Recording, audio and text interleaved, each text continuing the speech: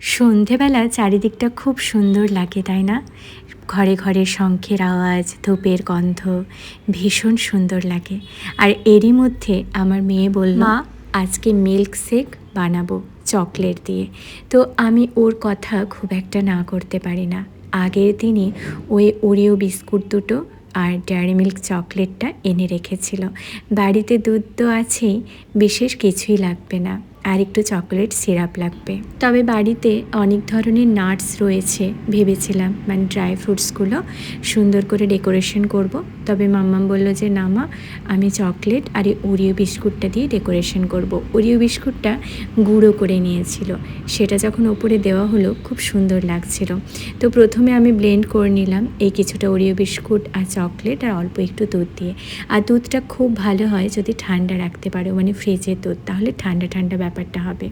এখন তো ভীষণ গরম, তোমরা এটা মানে হালকা গরমও খেতে পারো আবার ঠান্ডাও খেতে পারো, তবে আমরা ঠান্ডাটাই প্রেফার করেছি, কারণ সন্ধেবেলা একটু ঠান্ডা ঠান্ডাই খেতে ইচ্ছে করছিল।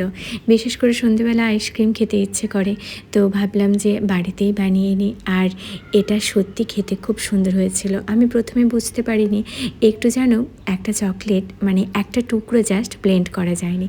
তো সেটা যখন ঢালছিলাম গ্লাসটার মধ্যে পড়ে গেল আর অনেকটাই উপচে পড়ে গেল। তো যাই হোক, সেটাও তোমাদের দেখালাম, কারণ আমি পারফেক্টটাই শুধু তুলে ধরতে চাই না, আমি ঠিক যেমন তেমনটাই তোমাদের কাছে প্রেজেন্ট করতে চাই।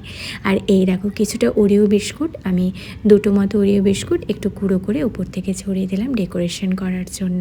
মেয়ের আবদারগুলো মিটিয়ে দিলে ও খুব খুশি হয়। জানো তো, আমি ওকে যে কথাগুলো বলি ও কখনো অবাধ্য হয় না।